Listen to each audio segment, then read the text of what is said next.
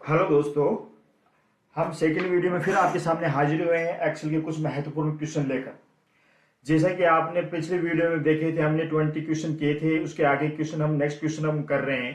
तो हमारा जो अगला क्वेश्चन है वो है कि एक्सेल में डेटा को वर्टिकल और हॉरिजॉन्टल अलाइनमेंट में के लिए कौन सा टैब उपयोग होता है।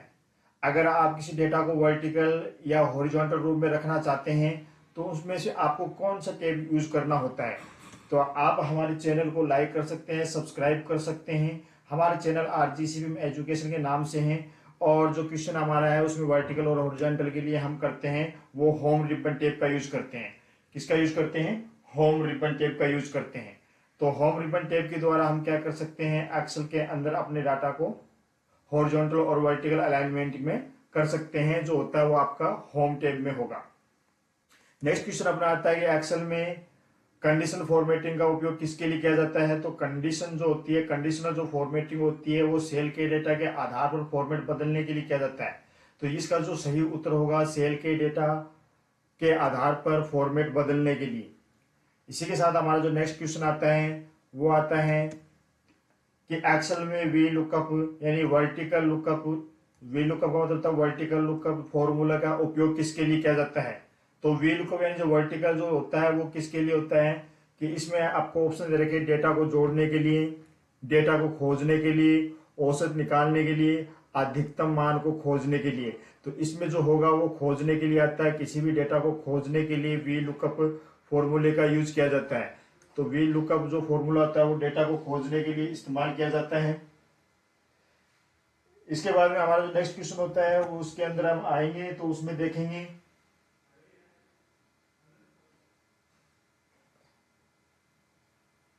कि एक्सेल में डेटा को खोजने के लिए कौन सा शॉर्टकट के उपयोग में लिया जाता है। तो किसी भी डेटा को अगर हम एक्सेल में खोजना चाहते हैं, ढूंढना चाहते हैं, तो उसके लिए हमें होता है वो कंट्रोल एफ होता है। किसी डाटा को खोजने के लिए कंट्रोल एफ का यूज किया जाता है।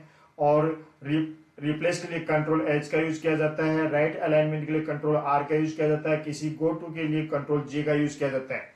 तो हमारा जो क्वेश्चन है वो फाइंड के लिए, इसलिए कंट्रोल एफ इसका वो सही उत्तर रहेगा, कंट्रोल एफ। नेक्स्ट जो क्वेश्चन अपना है वो एक्सेल में फाइंड और रिप्लेस का उपयोग करने के लिए कौन सा टैब वो शॉर्टकट की होती है। यानी फाइंड और रिप्लेस करने के लिए आपके यहाँ कौन सी शॉर्टकट की उपयोग होती है। तो फाइंड और रिप्लेस दोनों के लिए शॉर्टकट की यूज होती है वो होती है control plus H. Control plus H के द्वारा हम क्या कर सकते हैं, फाइंड और रिप्लेस वाले ऑप्शन पर सेलेक्ट करके इसको फाइंड कर सकते हैं। अगला जो नेक्स्ट क्वेश्चन अपना आता है वो आता है कि एक्सेल में पिवट टेबल बनाने के लिए कौन सा टेब उपयोग में लिया जाता है। तो पिवट टेबल जो बनाई जाती है वो आपको कहाँ मिलेगी, इंसर्ट, डाटा, व्यू, होम।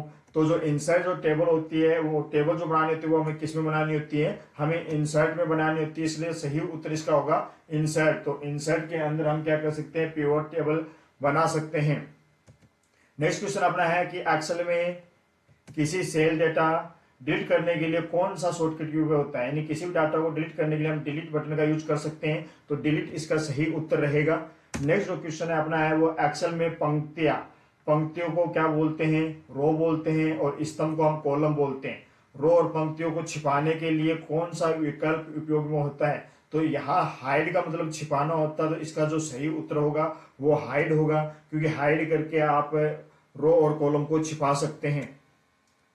अगला क्वेश्चन है कि एक्सेल में एक सेल में सभी डेटा को सेलेक्ट करने के लिए, यानी एक साथ अगर सभी डेटा को सेलेक्ट करना है तो उसके लिए हम कंट्रोल प्लस ए का यूज करते हैं। कंट्रोल ए के द्वारा हम सीट के सभी डेटा को एक साथ सेलेक्ट कर सकते हैं। इसलिए इसका सही उत्तर है कंट्रोल ए। एक्सेल में एक सेल का फॉर्मेटिंग कैसे किया जाता है। यानी एक सेल में जो फॉर्मेटिंग होती है उसको करने के लिए हम क्या करते हैं कि राइट क्लिक करते हैं। राइट क्लिक करने के बाद में हम फॉर्मेट सेल पे क्लिक करते हैं। जैसे हम फॉर्मेट सेल पे क्लिक करते हैं हम उस पंक्ति से यानी उस सेल से संबंधित है वो फॉर्मेटिंग कर सकते हैं। एक्सेल में बुलेट लगाने के लिए कौन सा विकल्प उपयोग होता है। यानी बुलेट लगाने के लिए आप सबसे पहले होम में जाएंगे। होम में आपको बुलेट नाम का ऑप्शन दिखाई देगा। इसलिए इसका सही जो उत्तर है वो है होम, फिर बुलेट्स में आपको आना है और यहाँ पर आप बुलेट नंबर लगा सकते हैं। इच्छा अनुसार जो बुलेट लगाना वो लगा सकते हैं। अगला क्वेश्चन अपना आता है वो आता है कि एक्सेल में एक पिवट टेबल को रिफ्रेश करने के लिए, पिवट टेबल जो होती है उसको रिफ्रेश करने के लिए जो शॉर्टकट की होती है वो होती है अल्ट प्लस F5। Alt+F5 के द्वारा आप क्या कर सकते हैं, पिवट टेबल को रिफ्रेश कर सकते हैं और इसका सही उत्तर आपका Alt+F5 रहेगा। एक्सेल में डाटा वैलिडेशन का उपयोग क्या होता है?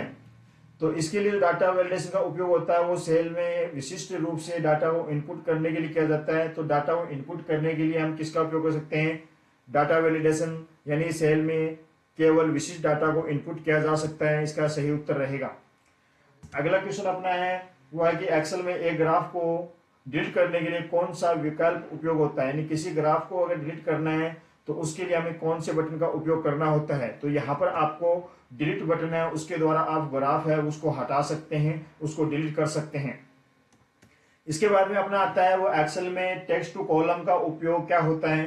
टेक्स्ट टू कॉलम का उपयोग होता है कि एक सेल में टेक्स्ट को कई कॉलम में बांटने के लिए इसका इस्तेमाल किया जाता है। यानी एक सेल में जो टेक्स्ट हमने लिख रखे हैं उसको अलग अलग कॉलम में बांटना हो तब हम इस टेक्स्ट टू कॉलम का उपयोग करते हैं।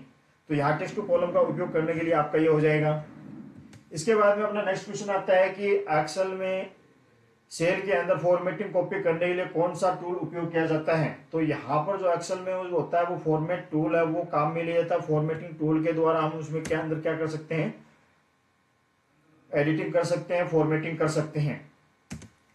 इसके बाद में एक्सेल में एक बार चार्ट बनाने के लिए कौन सा विकल्प उपयोग होता है। यानी बार चार्ट आपको बनाना हो तो बार चार्ट कैसे बनाएंगे, सबसे पहले आप इंसर्ट में जाएंगे, उसके बाद में आपको चार्ट पे जाना है। तो जैसे हम इंसर्ट और चार्ट पे जाएंगे, यहाँ से आप अपना बार चार्ट है, जो भी चार्ट आप यहाँ से सेलेक्ट करना चाहते हो उस प्रकार का चार्ट आप यहाँ से बना सकते हैं।